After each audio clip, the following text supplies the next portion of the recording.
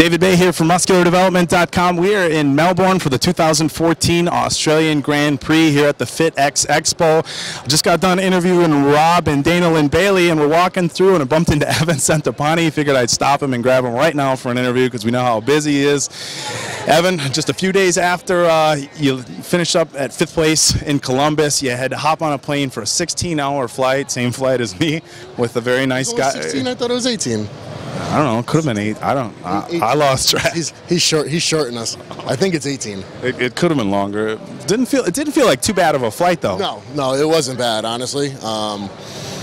They put so many movies on, you could watch, and we're with a lot of people we knew. So I mean, I don't know, for whatever reason, I've had 10, 12-hour flights that were longer. So it wasn't bad. And it's funny because everybody I asked, they all said the same thing.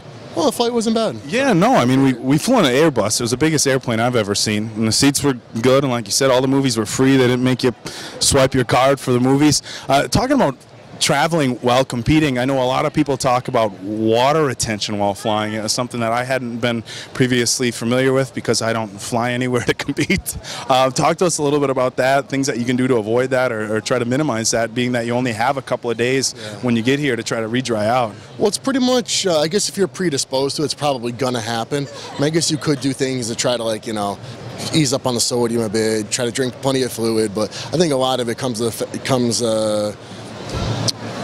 the territory. You're sitting in one spot, you're kind of bent at the waist, and just the flow of things, and I don't know if it's something to do with pressure or whatnot, but if you're predisposed, it's probably going to happen, especially the longer the flight. Do you feel like you had any issues with it? I usually swell a little bit when I fly, and so this being much longer of a flight, yeah, I mean, I definitely did, but I mean, already this morning it's down significantly, and then, it shouldn't be an issue, come tomorrow. Yeah, it is what it is. What are you gonna do? Everybody else in the same boat. So right. It's not like it's something one guy has to deal with. No, and another guy doesn't. I guess some guys it doesn't happen to, so that's good. But I mean, with enough time, it should come right back out. Were you able to get your sleep kind of lined up? Yeah. When we got off the flight, we come right to the gym, meet everybody. Tony, this dude is just awesome. I mean, he really just sets everything up the right way, and. You get off the flight, he's got somebody right there waiting, grab your stuff, okay, let's go right over to the gym, and he's got a whole spread, of just food. So you sit down, and obviously you're starving, so you just have a few plates of food, eat. There's a place right across the street from the gym where you go and get food, groceries and whatnot, because he puts you up in an apartment that's got a full kitchen. So go over, grab whatever food you want, the dude will take you, back to your apartment, bring your luggage, all that stuff, so you get situated. If you want to go back and train, whatever you want, it's all right there. I mean, it's just it's just done so well. And then even at the apartments, he has somebody there set up tanning, so you don't have to go anywhere to go tanning. It's just he thinks of everything. I can't say enough good things about him. Right. I mean, I came over a couple of years ago. Just he set up a bit of a tour for me. Yeah, I saw your autograph on the wall at the 24/7 Doherty's gym. I had a great experience then, and now competing in his show, it's just it's just a whole nother, just more examples of what a stand-up guy is and how well thought out the whole weekend is. I mean, it's a great expo. I really can't say enough good things. Tony's the man, and if he sees this, if you see it, thank you, Tony. Yeah, well, we spoke with Tony a little bit ago, and that was one of the things that he touched on. I didn't bring it up, but he said it's one of the shows that doesn't quite have as much prize money as the other shows, but he still is consistently getting the top guys in the IFBB.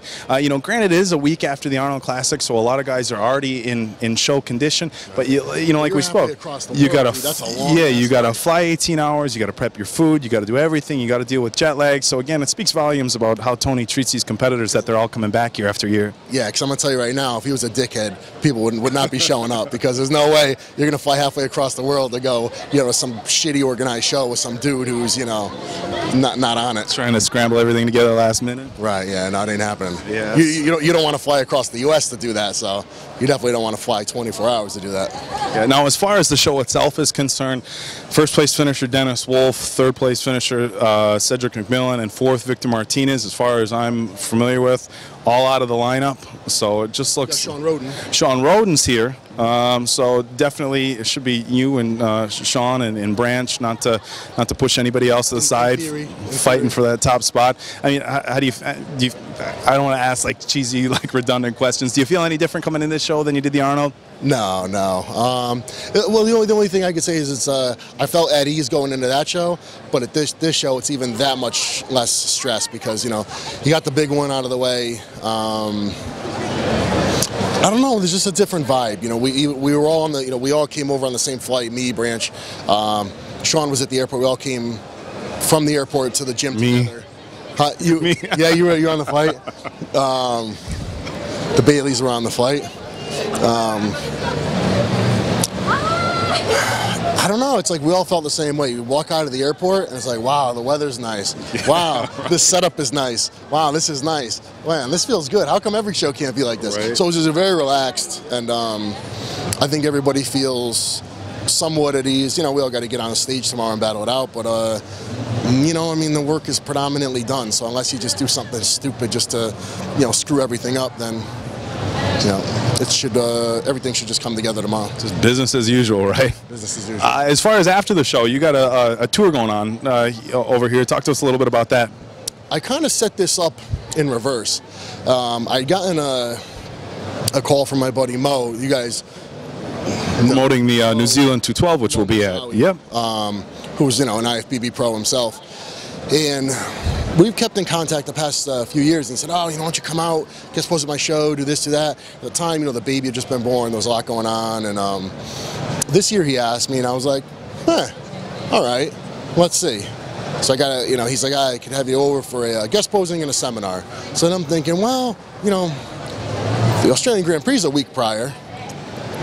Maybe I could set up a bit of a tour in Australia. So I called my buddy Andy Cunningham, who he owns a bunch of supplement stores and he does a lot of just business here in Australia.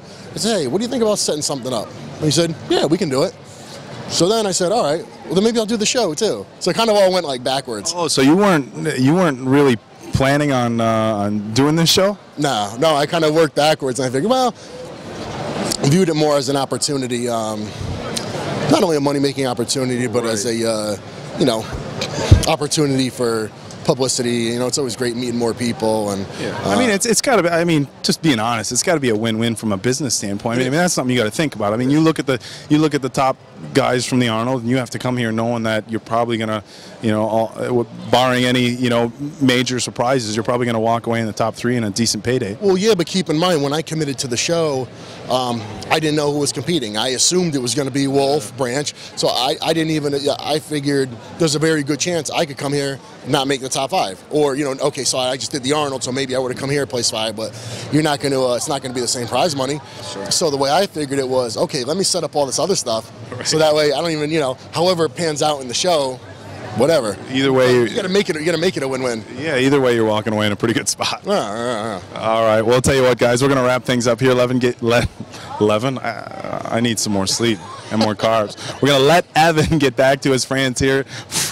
Dude, I'm yeah, man. I'm low carb. I'm all over the place. They're gonna have me for screwing up these interviews. How's your diet going? You're dieting. It's coming along. Yeah. It's like tough when you're traveling, it's 7.5 weeks away. I'm down probably, I don't know, 30 pounds or so. I gotta. The travel, though, eh? It is. I pack my food, all my meals in the airport. I got here, running around doing interviews and stuff. It's a little bit difficult. The expo is actually nice. They have people set up with prepared meals and stuff and microwaves, so you can spend like $10. Not like at home where you go to a freaking fitness expo and all you can buy is hot dogs and hamburgers. Yeah, no. What an idea. Yeah, I mean, there's a couple different booths where it's a huge fridge, and they're like kangaroo and beef, kangaroo and broccoli, beef and broccoli, chicken and brown rice, chicken and white rice, beef and sweet potatoes. So coming here as as somebody who's also preparing for a show, it's been nice, but obviously the low carbs has hurt my interviews a little bit. So I'll try to get my act together here. So all right, guys, from the 2014 Australian Grand Prix at the FitX Expo, this is David Baye with Evan Centopani for MuscularDevelopment.com.